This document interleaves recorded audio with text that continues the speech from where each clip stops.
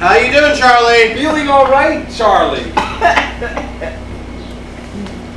I'm Officer Welch, Mr. Brock. This is Officer Pudney. Take this down, Connie. Now, Mr. Brock, tell us from the beginning the details of what went on here tonight. Would anyone like lemon tart? Yes, the tart would be wonderful. Not now, ma'am.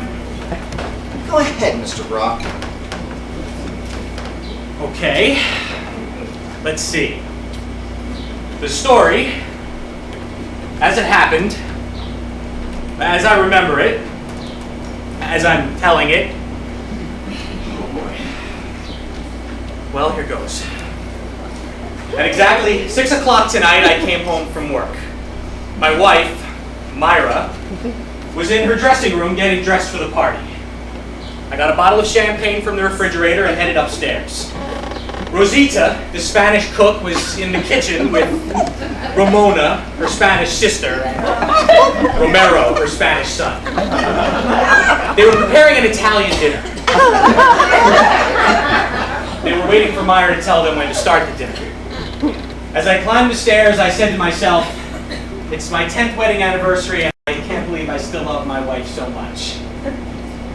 Myra was putting on the perfume I got her for Christmas. I purposely buy it because it drives me crazy. I tapped on her door. Tap, tap, tap. She opens it. I hand her a glass of champagne.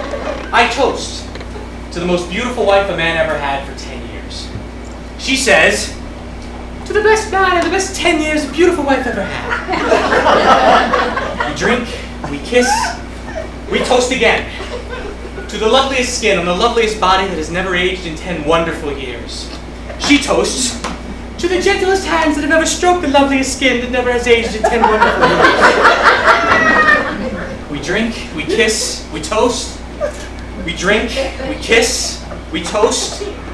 By 7 o'clock, the bottle is finished, my wife is sloshed, and I'm completely toasted. And then I smell the perfume.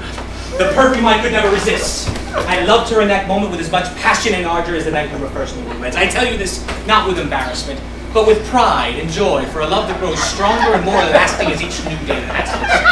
We lay there naked, spent in each other's arms, complete in our happiness. It is now 8 o'clock, and outside it's grown dark. Suddenly, a gentle knock on the door. Knock, knock. The door swings open, and a strange young man looks down at us with a knife in his hands. Myra screams! I jump up and run for the gun in my drawer. Myra grabs a towel and shields herself. I rush back in with a pistol, ready to save my wife's life. The strange young man says, in Spanish, Yo quito citado enchilada porque se 20 minutos. But I don't speak Spanish. And I never saw Rosita's son Romero before, and I didn't know the knife was to cut up the salad. He was asking should I heat up the dinner now, so I aimed my gun at him. Myra screams and pulls my arm. The gun goes off, shooting me in the earlobe. Rosita's son Romero runs downstairs and tells Rosita and Ramona, Mamacita! Mira que pasa el hombre muerto! El hombre que loco que bang bang! The crazy man took a shot at him. So Rosita, Ramona, and Romero leave in a huff. My earlobe is bleeding all over Myra's new dress. Suddenly, we hear a car pull up. It's the first guest. Myra grabs a bathrobe and runs downstairs to stop Rosita, Ramona, and Romero. Otherwise, we'll have no dinner. But they drive off, and they're out for Romeo. I look out the window, but it's dark, and I think someone's stealing my beautiful old Mercedes, so I take another shot at them. Myra runs down to the basement where we keep the cedar chest. She's looking for the dress she wore last year for Bob's for Israel. She can't find the light, trips down the stairs, passes out in the dark. I run downstairs looking for Myra, notice the basement door is open and afraid the strange-looking kid is coming back, so I lock the door not knowing that Myra's still down there. Then I run back upstairs and take some aspirin because my earlobe is killing me from the hole in it.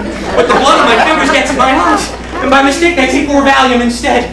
I hear the guests downstairs and I want to tell them to look for Myra, but suddenly I can't talk from the Valium and I'm bleeding on the white rug. So I start to write a note explaining what happened, but the note looks like gibberish, and I'm afraid they'll think it was a suicide note, and they'll call the police, and my friend Glenn Cooper was coming, and it would be very bad for his campaign to get mixed up with a suicide. So I tore up the note and flushed it down the toilet just as they walked into the room. They're yelling at me, what happened, what happened? Before I could tell them what happened, I passed out on the bed. And that's the whole goddamn story, as sure as my name is Charlie Brock.